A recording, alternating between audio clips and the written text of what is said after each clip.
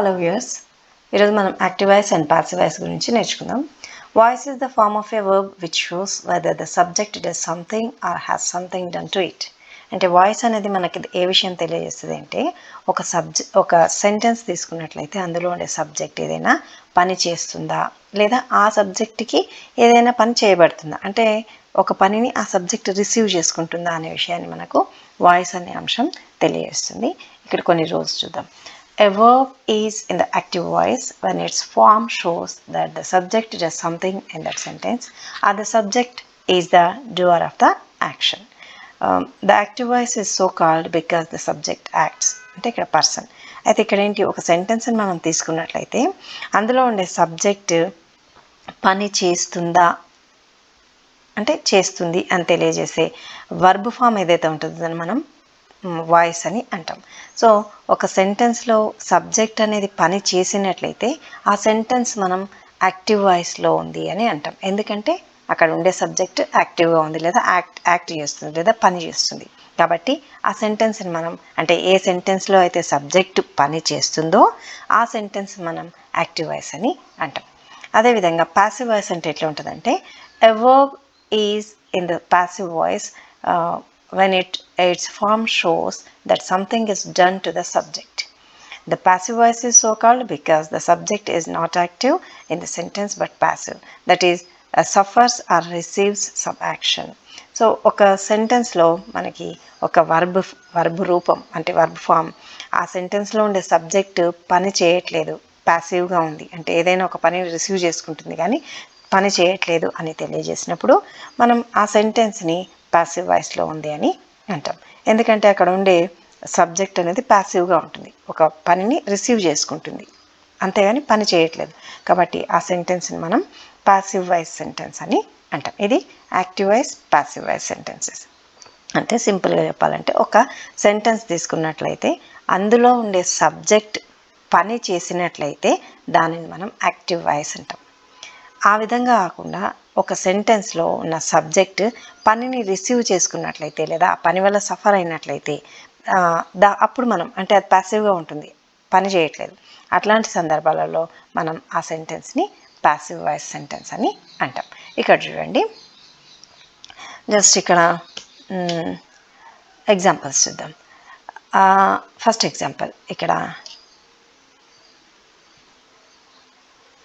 Example చూడండి ఇక్కడ. Yes, లత writes stories అనింది. ఇదేంటిది? Simple present tense. Latha writes stories అంటే ఇక్కడ దీని అర్థం ఏంటి? లత స్టోరీస్ రాస్తుంది అని అర్థం. అంటే ఇక్కడ లత అనేది పని చేస్తుంది, లత అనేది సబ్జెక్ట్, ఇక్కడ సబ్జెక్ట్ పని చేస్తుంది ఇక్కడ. కాబట్టి దీన్ని మనం ఏమంటాం? యాక్టివ్ వాయిస్లో ఉంది అని అంటాం. లత అనేది ఇక్కడ సబ్జెక్ట్, ఇది రాయడం అనే పనిని చేస్తుంది. కాబట్టి లత సబ్జెక్ట్ యాక్టివ్గా ఉంది, పని చేస్తుంది. కాబట్టి ఈ సెంటెన్స్ని మనం యాక్టివ్ వాయిస్ అని అంటాం. నెక్స్ట్ సెంటెన్స్ తీసుకుందాం. స్టోరీస్ ఆర్ రిటన్ బై లత అంటే ఇక్కడ స్టోరీస్ అనేది సబ్జెక్ట్, లత అనేది ఆబ్జెక్ట్. కానీ ఇక్కడ స్టోరీస్ అనేది ఏదైనా పని చేస్తుందా? చేయట్లేదు. ఈ రాయబడడం అనే పనిని రిసీవ్ చేసుకుంటుంది.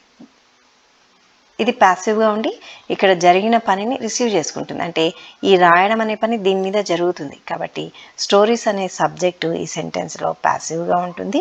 కాబట్టి దీన్ని మనం ప్యాసివ్ వాయిస్ అంటాం. దీని అర్థం తీసుకుంటే కథలు లత చేత రాయబడతవి అని అర్థం వస్తుంది. ఇక్కడనేమో లత స్టోరీస్ రాస్తుంది అని డైరెక్ట్ యాక్టివ్ వాయిస్. ఇది లతనే పనిచేస్తుంది, లతనే సబ్జెక్ట్, కాబట్టి ఇక్కడ దీన్ని యాక్టివ్ వాయిస్ అంటాం. ఇక్కడ స్టోరీస్ అనేది సబ్జెక్ట్ కానీ ఇది పనిని రిసీవ్ చేసుకుంటుంది, ప్యాసివ్గా ఉంటుంది, పని చేయట్లేదు. కాబట్టి దీన్ని స్టోరీస్ ఆర్ రిటన్ బై లత అనేది ప్యాసివ్ వాయిస్. దీని అర్థం ఏంటిది? కథలు లత చేత రాయబడతాయి అని దీని అర్థం. ఇది యాక్టివ్ వాయిస్, ప్యాసివ్ వాయిస్. ఇక్కడ కొన్ని ఎగ్జాంపుల్స్తో చూద్దాం మనం. అయితే యాక్టివ్ వాయిస్ నుంచి ఒక సెంటెన్స్ని ప్యాసివ్ వాయిస్లోకి మార్చాలంటే కొన్ని రూల్స్ ఉంటాయి. ఏంటివి? ఏమేమి చూడాలి అంటే ఫస్ట్ ఇక్కడ చూడండి, ఒక యాక్టివ్ వాయిస్లో ఉన్న సెంటెన్స్ని మనం ప్యాసివ్ వాయిస్లోకి తీసుకుపోవాలనుకున్నప్పుడు ఫస్ట్ యాక్టివ్ వాయిస్లో ఉండే సబ్జెక్ట్ని ఆబ్జెక్ట్ స్థానంలోకి తీసుకురావాలి. అవునా? లత ఇక్కడికి వచ్చేసింది. అట్లనే యాక్టివ్ వాయిస్లో ఉండే ఆబ్జెక్ట్ని సబ్జెక్ట్ స్థానంలోకి తీసుకొని రావాలి. నెక్స్ట్ ఇక్కడ ఉండే హెల్పింగ్ వర్బ్, ఇది ఏ టెన్సో అంటే యాక్టివ్ వాయిస్లో ఉండేది సెంటెన్స్ ఏ టెన్స్లో ఉంది అనే దాన్ని గమనించి ఆ టెన్స్ ఆధారంగా మనం ఈ హెల్పింగ్ వర్బ్ని టెన్స్ ప్లస్ ఈ సబ్జెక్ట్ యొక్క ఇది సింగులరా ప్లూరలా అనే దాని ఆధారంగా ఏ విషయాలు పరిగణించాలి మనం, ఈ యాక్టివ్ వాయిస్లో ఉండే సెంటెన్స్ యొక్క టెన్స్ ఏదో గమనించాలి, దాంతోపాటు ఇక్కడ సబ్జెక్ట్ స్థానంలో ఉండేది సింగులరా ప్లూరలా దాని ఆధారంగా చేసుకొని హెల్పింగ్ వర్బ్ని యాడ్ చేసుకోవాలి. ఇక్కడ ఏం చేసినాం, సబ్జెక్ట్ని ఆబ్జెక్ట్లో తీసుకొచ్చినాం, ఆబ్జెక్ట్ని సబ్జెక్ట్ స్థానంలోకి తెచ్చినాం, టెన్స్ ఇక్కడ ఉండే సబ్జెక్ట్ యొక్క సింగులరా ప్లూరలా అనే నంబర్ ఆధారంగా చేసుకుని మనం ఒక హెల్పింగ్ వర్బ్ని యాడ్ చేసినాం. దాని తర్వాత ఇక్కడ ఉండే వర్బ్ ఏదైతే ఉంటుందో ఇక్కడ V1 వర్బ్ ఉన్నా V2 వర్బ్ ఉన్నా V3 వర్బ్ ఉన్నా ఏదైనా ఉందని ప్యాసివ్ వాయిస్లోకి మారినప్పుడు ఖచ్చితంగా కంపల్సరీ వర్బ్ అనేది V3 ఫామ్లో మాత్రమే ఉండాలి. వర్బును V3 ఫామ్లోకి మార్చుకున్న తర్వాత ఏం చేసినాం, బై అనేది యాడ్ చేసినాం. బై ఏజెంట్, బై ఎవరి చేత చేయబడిందో దాన్ని ఇక్కడ పెట్టినాం. లత కంటే ముందు బైని యాడ్ చేయడం జరిగింది. ఇది ఒక యాక్టివ్ వాయిస్ని ప్యాసివ్ వాయిస్లోకి మార్చాలనుకున్నప్పుడు మనం చేయాల్సిన మార్పులు ఏంటివి, ఫస్ట్ సబ్జెక్ట్ని తీసుకొచ్చి ఆబ్జెక్ట్ స్థానంలో పెట్టాలి, ఆబ్జెక్ట్ని తీసుకొచ్చి సబ్జెక్ట్ స్థానంలో పెట్టాలి. ఈ యాక్టివ్ వాయిస్లో ఉండే సెంటెన్స్ యొక్క టెన్స్ ఇక్కడ సబ్జెక్ట్కి ఉండే నంబర్ని ఆధారంగా అంటే సింగులరా ప్లూరలా అనే విషయాల్ని మనం పరిగణనలోకి తీసుకొని ఇక్కడ హెల్పింగ్ వర్బ్ని యూజ్ చేయాలి. దాని తర్వాత ఏ V1 V2 V3 ఏ రూపంలో ఉన్న వర్బ్ అయినా సరే దాన్ని V3 రూపంలోకి మార్చుకోవాలి, బై అనేది యాడ్ చేయాలి. బై ఏజెంట్ అని ఉంటుంది దీని మొత్తం. ఇది యాక్టివ్ వాయిస్ని ప్యాసివ్ వాయిస్లోకి మనం మార్చేటప్పుడు చేయాల్సిన పనులు. అయితే కొన్ని యాక్టివ్ వాయిస్ సెంటెన్సెస్ని ప్యాసివ్ వాయిస్లోకి తెచ్చుకొని మనం గమనిస్తే బాగా ఈజీగా అర్థమవుతుంది.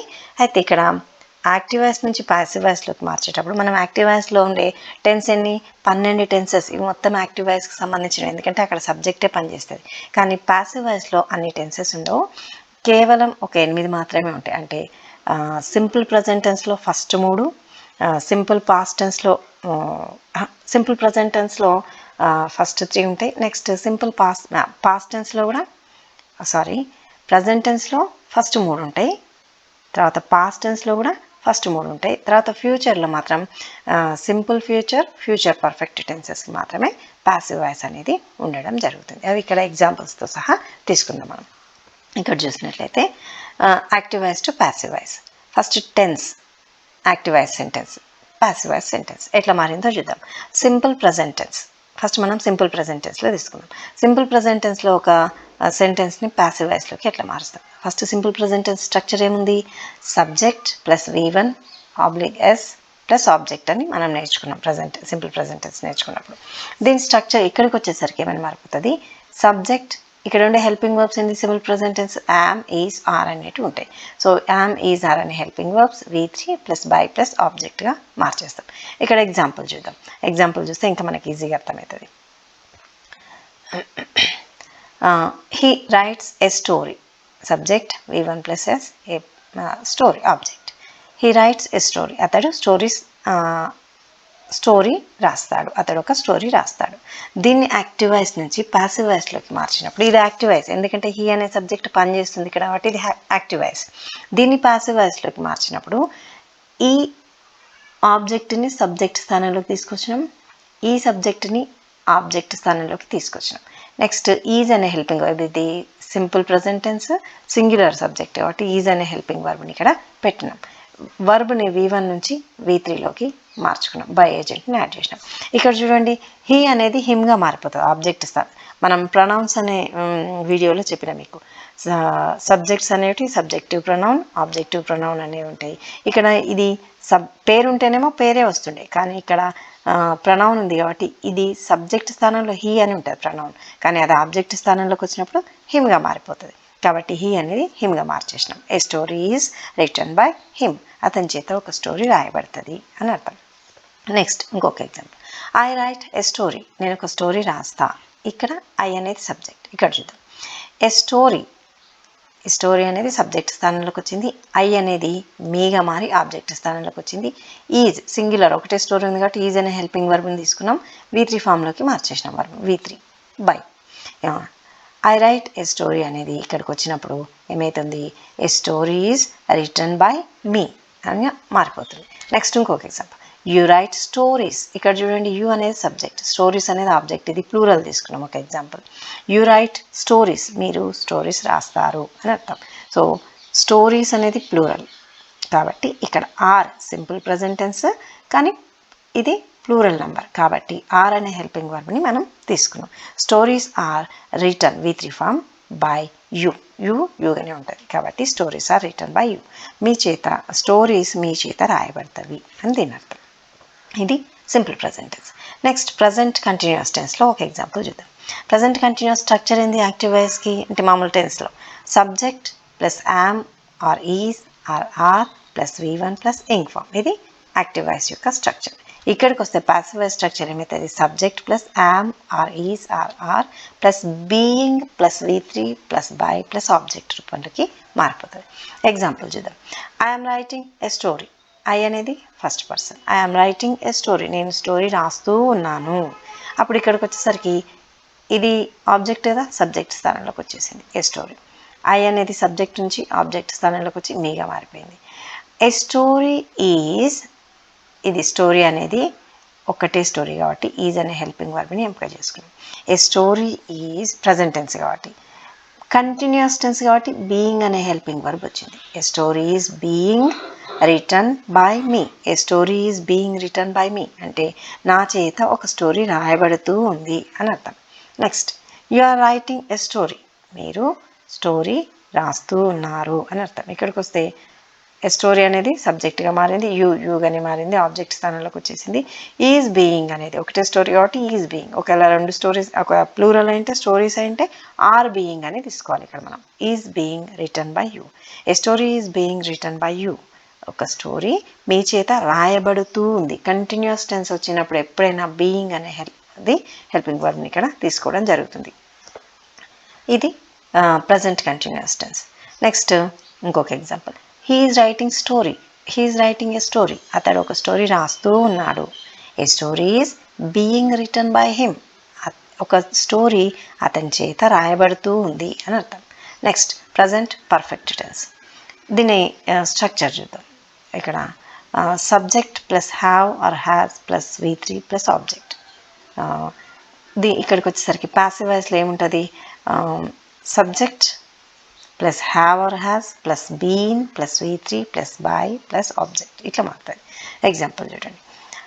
I have written a story, నేను ఒక స్టోరీ రాశాను అంటే ఇప్పుడే పూర్తి అయిన పని కదా.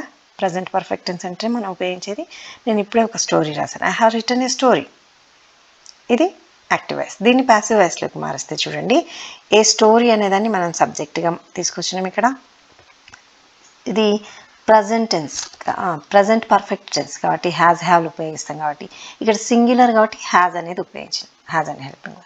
Continuous, so has been present perfect continuous కాబట్టి హ్యాస్ బీన్ అనేది ఉపయోగించాలి.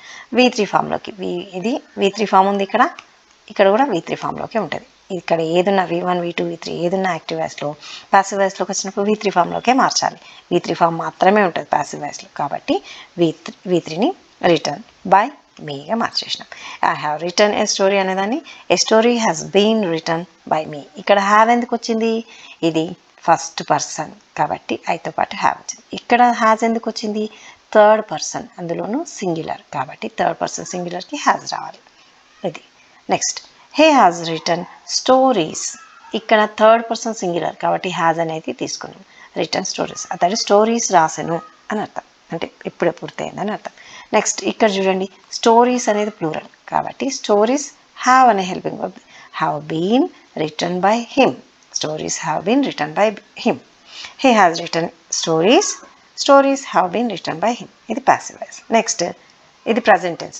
ప్రజెంట్ టెన్స్లో కేవలం మూడింటికి మాత్రమే passive voice ఉంటుంది. Simple present tense, present continuous, present perfect. Next simple past tense. Past టెన్స్లోకి వస్తే first simple past tense.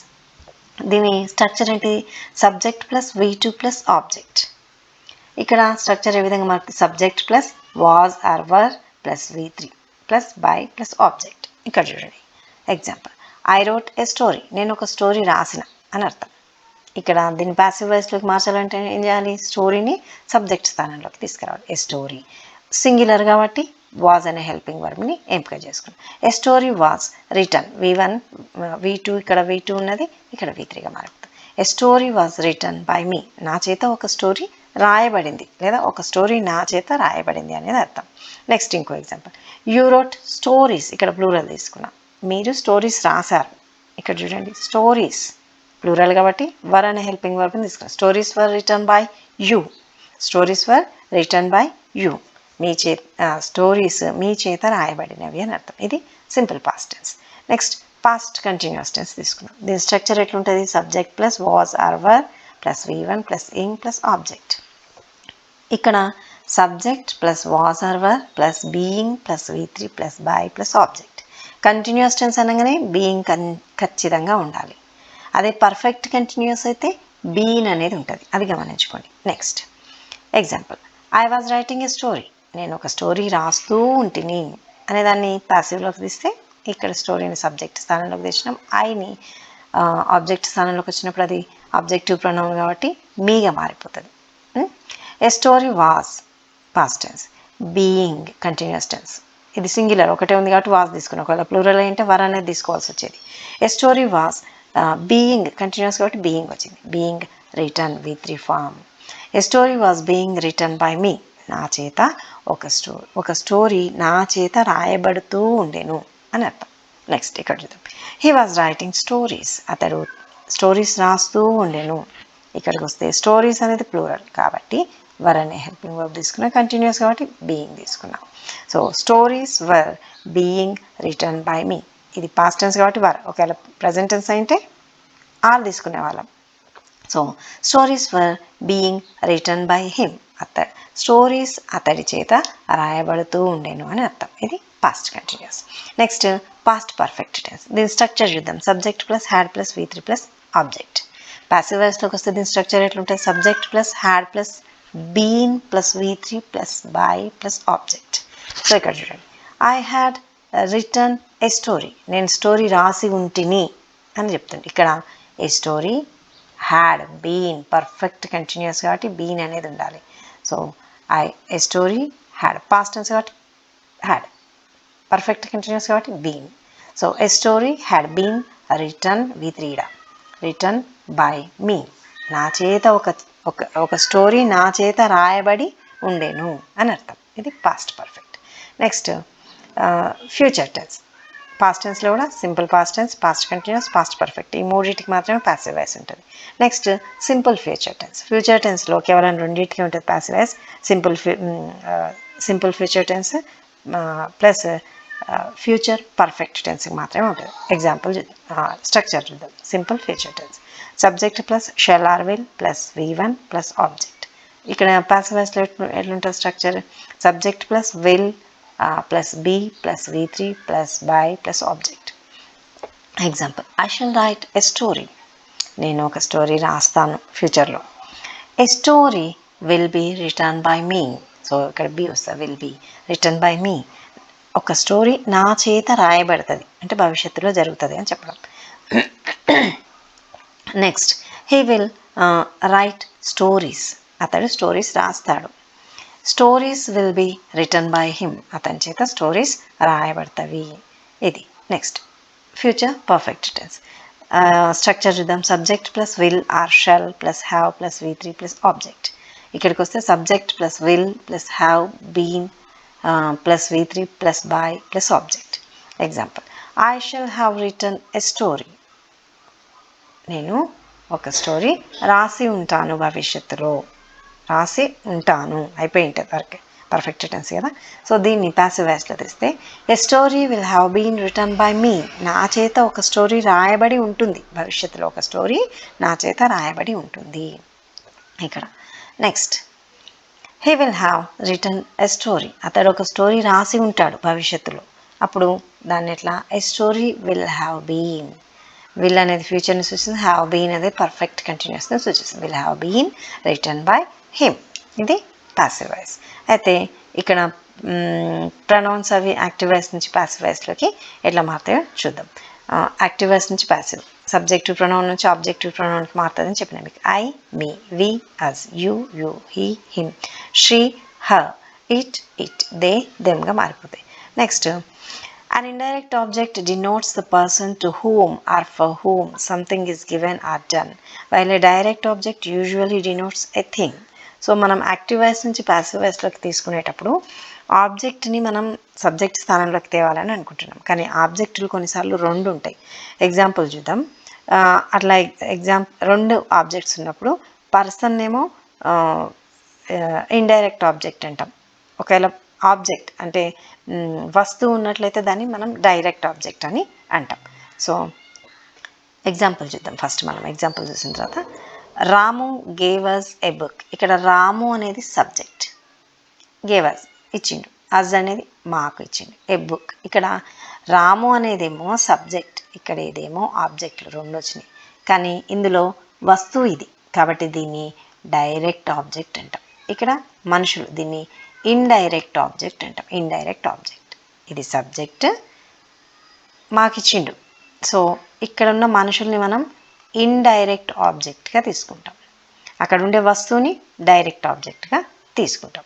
So ఇట్లా వచ్చినప్పుడు ఇక్కడ చూడండి, we use with to talk about an instrument used by the agent. ఈ మనుషులు ఉపయోగించిన అంటే వస్తువుని గురించి మనం మాట్లాడేటప్పుడు ఆ వస్తువుతో పాటు విత్ అనేది ఉపయోగిస్తాం. ఇంకొక ఎగ్జాంపుల్ చూద్దాం. ఇక్కడ వచ్చినప్పుడు చూడండి, ఈ ఎగ్జాంపుల్ చూద్దాం. రాము గేవ్ అస్ ఏ బుక్ అనే దగ్గర ఇక్కడ అజ్ అనేది ఇండైరెక్ట్ ఆబ్జెక్ట్, మనుషులు కాబట్టి, బుక్ అనేది వస్తువు, ఇది డైరెక్ట్ ఆబ్జెక్ట్గా మనం పరిగణిస్తాం. ఇట్లాంటి సందర్భాలలో ఏం చేస్తామంటే పాసివ్ వాయిస్గా మార్చినప్పుడు దీన్ని సబ్జెక్ట్ స్థానంలో పెట్టి చేయొచ్చు, ఈ వస్తువుని కూడా సబ్జెక్ట్ స్థానంలో పెట్టి మనం పాసివ్ వాయిస్ రాయొచ్చు. చూద్దాం ఎగ్జాంపుల్స్.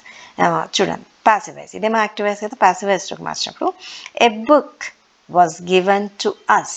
మాకు ఒక బుక్ ఇవ్వబడింది. ఇక్కడ బై రాము అని రాయొచ్చు, అవసరాన్ని బట్టి రాయొచ్చు, లేదా రాయకుండా కూడా ఉండొచ్చు. So a book was given to us, మాకు ఒక పుస్తకం ఇవ్వబడింది. నెక్స్ట్ ఇక్కడ చూడండి, అస్ని వి సబ్జెక్ట్ స్థానంలోకి తెచ్చినప్పుడు విగా మారిపోయింది. So we were given a book, మాకు ఒక బుక్ ఇవ్వబడింది, ఇది పాసివ్ వాయిస్. ఈ విధంగా సబ్జెక్ట్ ఉండి ఆబ్జెక్ట్ స్థానంలో డైరెక్ట్ ఆబ్జెక్ట్, ఇండైరెక్ట్ ఆబ్జెక్ట్ ఉన్నప్పుడు డైరెక్ట్ ఆబ్జెక్ట్ని సబ్జెక్ట్ స్థానంలో పెట్టి రాయొచ్చు పాసివ్ వాయిస్, లేదా ఇండైరెక్ట్ ఆబ్జెక్ట్ని కూడా సబ్జెక్ట్ స్థానంలో పెట్టి పాసివ్ వాయిస్ అనేవి రాయొచ్చు. ఇక్కడ చూద్దాం, ఇది he wrote a note with a pencil. అతడు ఒక నోట్ని కింద సూచనని పెన్సిల్తోనే రాసిండు. ఇక్కడ హీ అనేది సబ్జెక్ట్, రోట్ అనేది వర్బ్,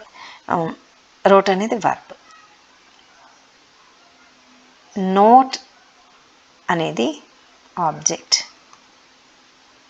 విత్ ఏ పెన్సిల్ అనేది కూడా ఆబ్జెక్ట్. దీన్ని పాసివ్ వాయిస్ తీసుకుంటే ఏ నోట్, ఇది ఆబ్జెక్ట్ కదా, దీన్ని సబ్జెక్ట్ స్థానంలోకి తీసుకొచ్చాం. A note was written by him with a pencil. పెన్సిల్తో రాయబడింది ఒక నోట్ అనేది అతని చేత పెన్సిల్తో రాయబడింది అన్నప్పుడు ఇక్కడ హిమ్ వ్యక్తి ముందు బై అనేది ఉపయోగిస్తాము. వస్తువు గురించి చెప్పేటప్పుడు విత్ అనే ప్రిపోజిషన్ని ఉపయోగిస్తాం. ఇక్కడ బై పెన్సిల్ అని రాయకూడదు, ఇక్కడ విత్ హిమ్ అని రాకూడదు. ఇక్కడ మనిషి గురించి మాట్లాడేటప్పుడు బై అనే ప్రిపోజిషన్నే ఉపయోగిస్తాం. వస్తువుని గురించి మాట్లాడేటప్పుడు మనం విత్ అనే ప్రిపోజిషన్ ఉపయోగిస్తాం. ఇక్కడ ఈ రూలే చూడండి, ఇది we use with to talk about an instrument used by the agent. ఈ ఏజెంట్ ఉపయోగించిన ఇన్స్ట్రుమెంట్ పెన్సిల్ కాబట్టి ఈ పెన్సిల్ గురించి చెప్పేటప్పుడు మనం విత్ అనే ప్రిపోజిషన్ని ఉపయోగిస్తాం. ఇంకొకలాగా చూస్తే చూడండి, a note was written with a pencil. ఇది కూడా కరెక్ట్, పాసివ్ వాయిస్లోకి మార్చినప్పుడు హిమ్ అనేది పెట్టకపోయినా నడిచిపోతుంది. అయితే when we wish to turn an imperative active into the passive, we have to make use of a paraphrase using the verb let.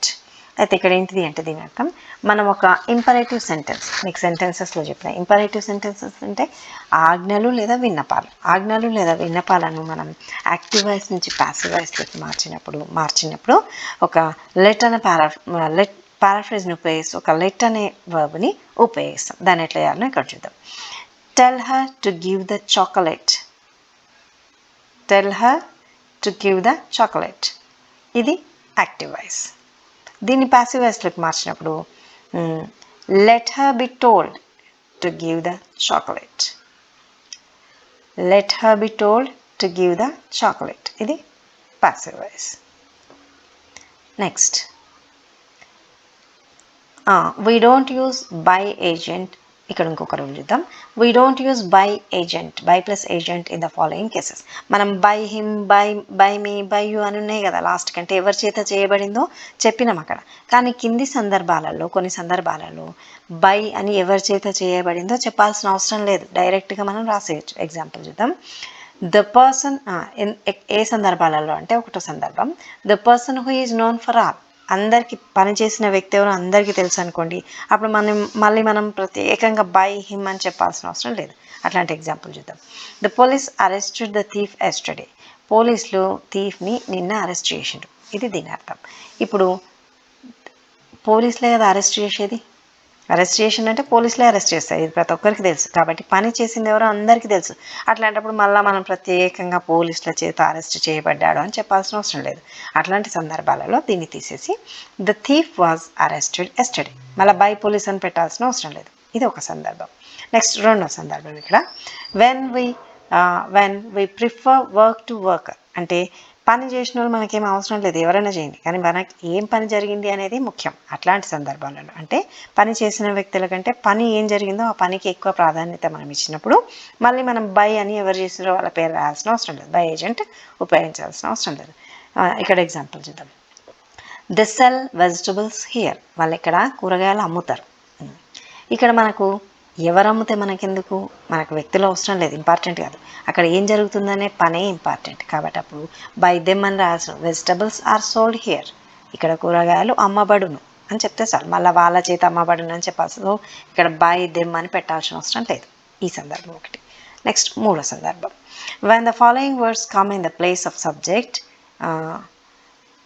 ఇవి subject స్థానంలో ఇవి వచ్చినప్పుడు మనం పెట్టాల్సిన, బై ఏజెంట్ని పెట్టాల్సిన అవసరం లేదు. ఎప్పుడు సబ్జెక్ట్ స్థానంలో someone, somebody, something, anyone, anybody, anything, everyone, everybody, everything, no one, nobody, nothing అనేవి సబ్జెక్ట్ స్థానంలో వచ్చినప్పుడు మనం బై ఏజెంట్ని ఉపయోగించాల్సిన అవసరం లేదు. ఎగ్జాంపుల్ ఏంటిది, my bag was, someone stole my bag అంటాం, నా బ్యాగ్ ఎవరో దొంగిలించిండ్రు, అప్పుడు మళ్ళా my bag was stolen by some one అని పెట్టాల్సిన అవసరం లేదు. ఇక్కడ రాయలేదు ఎగ్జాంపుల్, జస్ట్ చెప్తున్నా. సో సబ్జెక్ట్ స్థానంలో ఇవి వచ్చినప్పుడు మీరు సింపుల్గా దానికి పాసివ్ వాయిస్ రాసినప్పుడు బై సమ్ వన్ అని మళ్ళీ బై సమ్మడి అని పెట్టాల్సిన అవసరం లేదు, జస్ట్ ఏ పని జరిగిందో చెప్తే సరిపోతుంది, బై ఏజెంట్ని ఉపయోగించాల్సిన అవసరం లేదు. ఇది యాక్టివ్ వాయిస్, పాసివ్ వాయిస్ గురించి నా డీటెయిల్స్. సో దీన్ని ఒకసారి మీరు స్క్రీన్ షాట్ తీసుకోండి, అవసరం ఉన్న చోట స్క్రీన్ షాట్ తీసుకుంటే మీకు ఈజీగా మళ్ళీ చూసినప్పుడు ఈజీగా అర్థమైపోతుంది.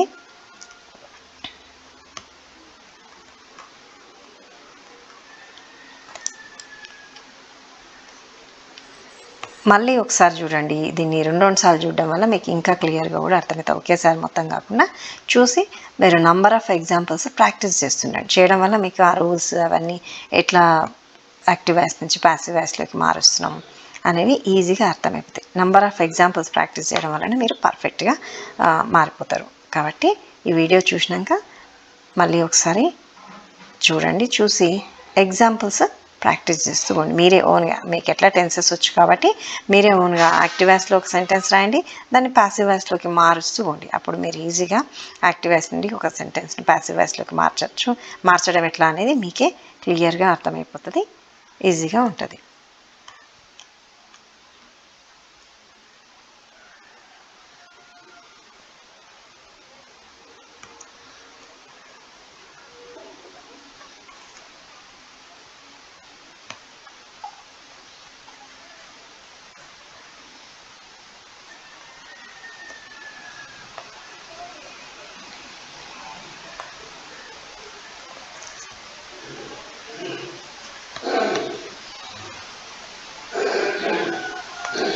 ఓకే, దీన్ని ఒకసారి ఇప్పుడు స్క్రీన్ షాట్ తీసి పెట్టుకోండి,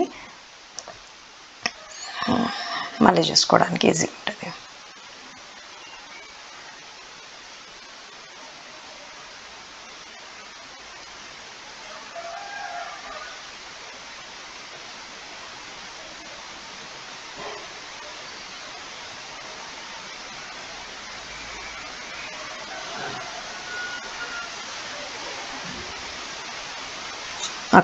థ్యాంక్ యూ అండి, థ్యాంక్ యూ.